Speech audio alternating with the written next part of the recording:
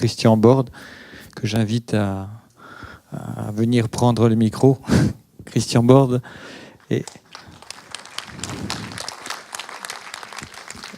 est un ami de formation ostéopathe et ex-sportif de haut niveau. Il pratique aussi plein de choses, il connaît beaucoup de choses, mais surtout dans ses caractéristiques, il vérifie et il teste tout. Et tout, ça veut dire il prescrit, il soigne, il accompagne, mais il ne fait que s'il a testé, si le test est positif. Et il vérifie tout de suite derrière si ça marche ou si ça ne marche pas. C'est rare de pouvoir faire ça et en même temps, ça lui donne accès à toutes sortes de choses. L'autre grande carte à jouer qu'il a, c'est qu'il est président de l'IUMAB. L'IUMAB, c'est un institut qui a été créé par Konstantin Korotkov, qui est l'inventeur de la caméra qui porte son nom, et qui met à disposition des machines quantiques pour vérifier l'impact sur l'énergie humaine, l'énergie photonique par l'effet de couronne au bout des doigts. Et ces machines permettent d'objectiver, enfin c'est une façon de parler, mais en tout cas de voir les effets d'une pratique, d'un test ou d'un remède dans l'instant quasi immédiat. En quelques secondes, vous avez déjà pour la plupart observé des images de ce genre. Mais je vais vous parler d'alimentation et vous allez voir que là, vous allez apprendre des choses surprenantes. Parce que tout le monde, vous savez que l'alimentation maintenant... Tous les régimes, les magazines en parlent, tout est vulgarisé, tout a été dit, tout a été pensé. Le type qui a écrit un livre sur l'alimentation aujourd'hui, il est courageux parce qu'il va falloir qu'il trouve des idées nouvelles, donc ça va devenir très très difficile. Le lien direct et incontournable et incontestable entre l'alimentation et les états autistiques ou assimilés. Parce que vous savez, on ne peut pas étiqueter comme ça un enfant autiste. C'est un état autistique, c'est des tendances qu'ont les jeunes maintenant, et il y en a de plus en plus, vous le verrez, vous connaissez les chiffres. Une grande partie du corps médical nie encore cette épidémie. Elle lie simplement un meilleur diagnostic de la maladie, ce qui probablement contribue, mais pas à ce point-là, et nie l'origine infectieuse de cette maladie. Alors je vais donc vous présenter rapidement, si vous voulez, parce qu'on va parler de cancer après, ce qui se passe dans l'autisme, cette barrière intestinale rompue, probablement du fait d'inflammation ou de facteurs généraux. Et dans ces facteurs, il y a certaines vaccinations au mauvais moment. Je ne dis pas qu'il faut être contre les vaccinations générales, mais il faut écouter l'enfant, écouter les parents. Et si l'enfant a une infection intercurrente, une inflammation quelconque du système immunitaire, il ne faut pas vacciner à ce moment-là. En Amérique du Nord, c'est un enfant sur 90 qui est touché. Si ça continue d'évoluer à ce rythme, dans 25 à 30 ans, l'autisme sera la norme dans les familles américaines. À la conférence Autism One, le docteur Derek McFabe commence à faire entendre sa théorie qui établit un lien entre les facteurs environnementaux et les troubles gastro-intestinaux de nombreux enfants autistes. Son message peu orthodoxe gagne du terrain dans la communauté scientifique et fait largement écho à l'expérience des parents. Thank you very much. You have a huge bacterial population in your gut, and when you eat, you feed them. And what they produce has profound effects on behavior. When you really look at the research, infection and gastrointestinal infection and antibiotic use seems to be one of the underappreciated but rapidly emerging causes possibly for triggering or worsening this disorder. Get propionic acid out of the brain. This is our hypothesis. So by not eating carbohydrates, it may be a reduction in feeding these bugs to make it. On le sait peu, mais les antibiotiques modifient la flore intestinale. À 90 ans, le docteur Sidney Feingold est toujours considéré comme l'un des meilleurs microbiologistes nord-américains. Il étudie la flore intestinale depuis les années 1950. Les intestins humains sont fascinants. Déroulés et mis à plat, ils recouvriraient l'espace d'un terrain de tennis. Ils contiennent une variété incroyable de bactéries, entre 1000 et 10 000 bactéries différentes. Un enfant sujet aux otites infectieuses sera placé sous antibiotiques. Ces derniers vont décimer la flore intestinale en épargnant toutefois certains micro-organismes, dont les clostridiums. Généralement, nous commençons par éliminer progressivement tous les produits contenant du lait. Et ils sont nombreux.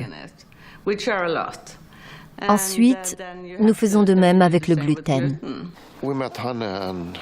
Nous avons rencontré Anne et ses collègues à Oslo. Et nous avons réalisé l'importance d'éliminer le gluten, le lait et le maïs.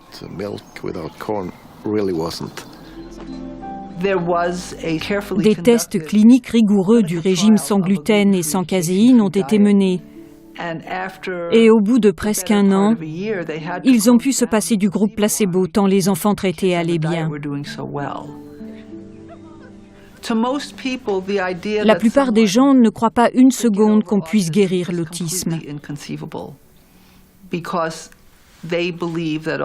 Ils sont persuadés qu'on est autiste à vie, que c'est inéluctablement imprimé dans le cerveau. Quant à moi, j'en suis arrivée à la conclusion que rien ne prouvait une telle assertion.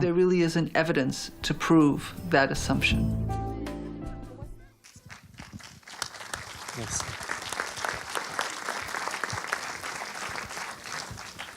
Alors, je pense que ça valait le détour quand même. Hein. J'ai plus grand-chose à dire maintenant.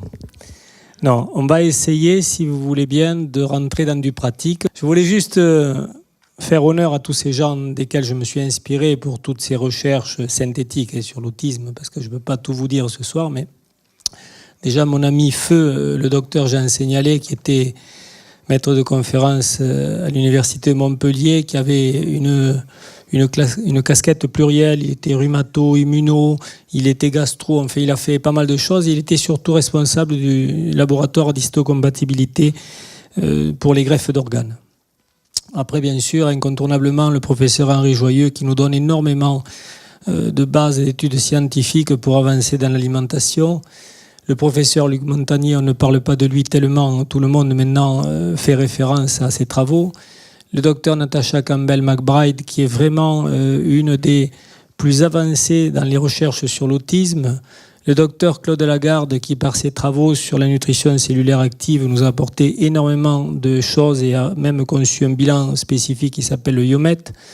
Le docteur Jean-Pierre Willem, qui lui est un médecin aux pieds nus, il a baroudé partout. Le docteur Philippe Gaston Besson, qui fait partie de l'association médicale Kouzmine en Suisse et qui est vraiment très très pointu sur tout ce qui est microbiote intestinal. Le docteur Monique Béja, qui est présidente actuelle de l'association Kouzmine France et qui est vraiment quelqu'un qui également nous fait une synthèse superbe là-dessus. Et enfin, je citerai un dernier, le docteur Nadine Schuster, qui, elle, vous allez voir, vous garde une surprise pour la fin sans que vous ne le sachiez encore. Donc une lettre ouverte aux parents d'autistes, c'est du docteur Natasha Campbell, et effectivement, à ce qu'elle dit, c'est vrai que c'est pas du tout évident et que des parents pris en considération par la médecine classique, qu'elle soit française ou dans d'autres pays, ça doit pas être évident du tout, mais ce soir, vous allez voir, on va pousser les portes, on va ouvrir les horizons. Bon, les chiffres, on ne va pas vous les redonner, mais très rapidement. Il y a 20 ans de ça, vous voyez, c'était 1 sur 10 000. À ce jour, on est autour de 1 sur 150 en Grande-Bretagne. C'est les chiffres du ministère. Idem pour les US et Canada. L'affection frappe 3 garçons pour une fille. Et une augmentation quasiment de 500% sur les 10 dernières années. Comment expliquer une augmentation aussi brutale et soi-disant incurable par la médecine traditionnelle? Est-ce qu'il faut se pencher sur la génétique? Je ne crois pas. Enfin, en tout cas, je n'ai pas les compétences et le recul pour le dire, mais c'est les chercheurs qui disent ça. C'est a priori pas la bonne voie. Par contre, l'épigénétique semble nous ouvrir de grands horizons. Alors maintenant, approchons-nous de tout ce qui est comportemental chez ces enfants-là. Donc, ce qu'on sait, c'est que les critères de diagnostic, en général, se basent sur le fait que les choses se passent avant ou autour de l'âge de 3 ans, quand il y a introduction des premières farines. On a une constance des troubles digestifs due à quoi?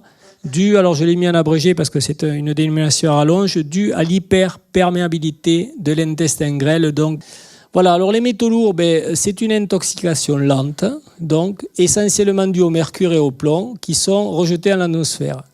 Mais il y a également, on vient de le dire, tout ce qui est amalgame dentaire. Les cigarettes, chez les fumeurs, mais chez les fumeurs, s'ils ont des enfants, les enfants sont en fumée passive, donc c'est pire encore. Les vaccins qui contiennent pour 80% d'entre eux de l'aluminium en guise d'adjuvant pour soi-disant renforcer l'immunité. Et donc celui qui a été le plus mis en cause donc, est le ROR, qui est quand même un vaccin qui a été étudié par les anglo-saxons et vous allez voir sous quelle forme. Et je vous montre juste à quoi peut ressembler comme ça grossièrement un bilan électrophotonique. Vous pourrez aller voir tout à l'heure sous le chapiteau s'il y en a qui sont curieux. Mais voilà comment ça se matérialise. Là, c'est le champ donc, de l'émission qui se fait autour du corps, des électrons et des photons. Il faut savoir que par la simple application des doigts dans un appareil, par les mathématiques non linéaires et l'arithmétique, on arrive à transposer ça sur le corps entier. On doit ça à une trentaine d'années de travaux de professeurs à Polytechnique en Russie. Il faut savoir que ce système est agréé ministère de la Santé en Russie, Biélorussie, a été utilisé pour les athlètes russes aux Jeux Olympiques. Enfin, c'est un système qui s'est complètement démocratisé et qui actuellement est présent dans environ une cinquantaine de pays dans le monde. Et ça fait maintenant 13 ans que je forme pour les Russes des médecins et des gens venus d'un peu partout. Vous voyez, la semaine prochaine, j'ai un séminaire où je fais venir une Russe d'université, une prof d'université de Toulouse et on fait un séminaire de 4 jours là-dessus. Donc vraiment, c'est une approche passionnante parce que ça nous donne des éléments très intéressants. Alors pour ceux qui pratiquent l'électrophotonique ici, je vous donne quelques indices, juste pour vous, les autres, malheureusement, vous ne pourrez pas en avoir l'usage. C'est qu'on observe systématiquement, quand il y a une anomalie à ce niveau-là, une variabilité du champ vital, c'est-à-dire que si vous mettez par exemple quelqu'un sur un tapis de mise à la terre, vous pourrez faire l'expérience, et je vous dis, on a tout préparé là-bas pour que vous puissiez le vivre, pas tous d'un coup, mais d'ici demain, essayez de voir. Si on fait une mesure à vide comme ça, dans l'environnement électromagnétique commun, c'est-à-dire pollué, et une mesure, mettons, avec quelqu'un qui est mis à la terre, il y a une variabilité immédiate. Donc on considère qu'à partir de 6 à 10% maximum, mais 6% minimum, 10% maximum de variabilité, le résultat est probant comme étant positif. L'impact sur l'épiphyse, donc, qui va être basse ou très basse, et là je vous raconterai une histoire tout à l'heure, les vaisseaux de la zone cérébrale qui sont marqués en hypo, c'est-à-dire hypoperfusion, c'est-à-dire qu'imaginez que tous ces micro-vaisseaux fins comme des cheveux qui irriguent notre cerveau, eh bien, ils vont basculer en hypoperfusion, donc on prépare un bel Alzheimer. Pourquoi ? Parce que je vous cite un seul exemple. Dans notre centre espagnol de Vita-Régène, il y a une journaliste de France 3 qui était venue tourner pendant 3 jours. Et je fais une conférence sur le champ électromagnétique d'à peu près 1 heure, et puis elle me dit « Mais tout ce que vous avez dit, je suis d'accord ». Parce qu'elle me dit, moi, à force d'utiliser mon portable là, sur l'oreille, dans la voiture, dans le métro et partout pour être toujours attaché au plateau de France 3, j'ai fini par un cancer des glandes parotides. On m'a fait un curage là, sur une partie de la chaîne ganglionnaire et on m'a à moitié défiguré. Ils voulaient même lui prendre un muscle de l'œil, enfin je ne sais pas quoi. Une femme magnifique, ils ont failli défigurer. Et donc, elle s'est dit quand même, parce qu'elle est journaliste scientifique, et puis c'est elle qui fait les émissions sur les médecines alternatives, tout ça, donc elle est un peu branchée. Mais elle se dit, mais attends, si j'ai eu ça là, est-ce que mon cerveau n'a pas dérouillé ? Alors, elle va chez le docteur Lebar à Paris, qui est le seul en France à avoir un appareil capable d'analyser ça, qui est comme un électroencéphaloscanner, mais c'est un écho-doppler cérébral pulsé juste pour mesurer la perfusion cérébrale. Et donc, il lui dit, madame, elle avait 35 ans, il lui dit, madame, vous avez un cerveau de 70 ans bien tapé. C'est un peu ce que dit une belle pomme quand il fait les mêmes analyses. Bon, voilà. Et elle a compris, cette femme-là, qu'elle avait impacté son cerveau à l'âge de 30 ans jusqu'à 35 ans grâce au téléphone. Merci le téléphone. Voilà. Donc, le bruit de fond, je vais vous montrer à quoi ça ressemble. Donc, dans le cercle interne des béogrammes, on va le voir plus loin. Voilà, le bruit de fond, je n'ai pas de pointeur, mais c'est ce qui n'est pas blanc dans le cercle central. Vous voyez ce que je veux dire ? Il y a du rosé, de l'orange, voilà. Bon. Donc, quand il y a ça, ce n'est pas normal, ça veut dire que votre corps stocke les champs électromagnétiques et ne les délargue pas. Voilà, le niveau de stress chez cette jeune patiente qui est presque à son maximum et qui tombe à la normale instantanément par une mise à la terre. Et je vous précise que l'idéal est de faire des mesures avant et après 15 minutes d'exposition au champ électromagnétique pour juger de l'étendue de l'impact. Donc pour assurer une fiabilité à mesure, il faut réaliser l'imagerie sans, puis avec mise à la terre, et réaliser la mesure dans un endroit neutre. Ça ne sera pas un endroit neutre à ce salon parce que nous sommes au milieu de la ville, mais vous pourrez voir des démonstrations sur le chapiteau. Voilà. L'information de la semaine, j'ai reçu ça il y a 2 jours. Lisez. Le professeur Leif Salford, chercheur en neurocancérologie en Suède, dit « Un adolescent qui a un portable contre la tête 1 demi-heure ou plus par jour aura un Alzheimer à 30 ans. » Vous avez le lien. Il a tout démontré scientifiquement. Voilà, ça, vous voyez, c'est un peu ce qui guette nos jeunes. C'est pour ça que la réunion d'aujourd'hui, j'espère que vous serez autant de porte-parole. Donc, très vite fait, qu'est-ce qu'on peut dire? C'est que, regardez, tout le paléolithique, on a mangé pendant des milliers d'années pareil. Et puis, au néolithique, des envahisseurs venus d'Asie mineure ont sédentarisé les populations qui sont les nôtres et leur ont appris l'agriculture. Alors, élevage des animaux, élevage des céréales, culture des céréales, excusez-moi. Et voilà à quoi on est arrivé. Donc ça, on le passe, c'est sur les gènes. Juste vous dire qu'entre des gens du paléolithique et nous, il y a 0,5 à 1% de mutations génétiques. Ça veut dire qu'à part un aspect physique un peu différent, nous sommes foutus à 100% comme eux. Et malgré que nous soyons foutus à 100% comme eux ou presque, regardez, c'est qu'avec un génome identique, on a une alimentation qui est complètement différenciée. Voilà, donc regardez les proportions, on les a là. Et ça, on doit ça à l'association médicale Kouzmine, qui a fait des recherches très pointues et qui nous dit, regardez, au paléo, ils mangeaient 65% de fruits et de légumes, aujourd'hui nous sommes à 15%. Des produits laitiers, des céréales, des aliments de faible densité nutritionnelle, il n'y en avait pas. Et regardez comment ça a augmenté. On comprend qu'on est complètement à l'envers de la plaque. Voilà. Alors en conclusion, le régime hypotoxique dit ancestral du docteur Seignalé, pour ceux qui ne le connaîtraient pas, c'est très simple. C'est qu'il faut supprimer les céréales à l'exception du riz, sarrasin, supprimer les laits animaux, manger un maximum d'aliments crus, mais regardez, il faut les décruder parfois avec des cuissons inférieures à 100 ou 110 degrés. Manger le plus biologique possible, éviter les sucres rapides. Et je précise surtout avant 13 heures, parce que dans la chronobiologie, dans la chrononutrition, il vaut mieux manger plutôt lipidique le matin et plutôt sucré l'après-midi. Privilégier les oméga 3, prendre des huiles de première pression et prendre des sels magnésiens, etc. Il faut savoir que 80% des jeunes autistes sont améliorés par ce régime, d'accord ? Et qu'il est inutile de culpabiliser les mamans, parce que ça, c'est complètement fini, ça, c'est le siècle dernier. À partir d'aujourd'hui, vous saurez que ce n'est plus la peine. Nous sommes tous co-responsables de ce que nous mettons dans nos caddies au supermarché. Notez bien le livre du docteur Jean-Pierre Willem, qui est passionnant là-dessus. Je vous présente juste, avant de vous quitter, le centre qu'on a créé au fin fond de l'Aragon, au bord d'un lac de 50 km où nous sommes seuls sur les rives. C'est un truc incroyable, mais c'est comme ça. C'est un truc unique au monde. On est seuls sur les rives de ce lac.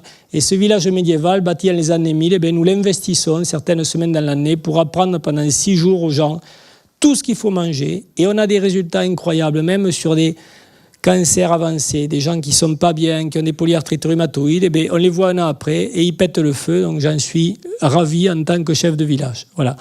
Alors là, je vous annonce une date, notez-la sur vos agendas. Nous préparons un congrès mondial à Montpellier pour le 27 mars où nous faisons venir Bruce Lipton, Luc Montagnier et d'autres, Korotkov, enfin tout un tas de sommités de différents pays. Et on va parler de médecine informationnelle. Est-ce que la pensée de l'homme est capable de créer ces maladies? Ça va être un thème, je pense, porteur. En tout cas, je vous remercie d'avoir été là et à bientôt.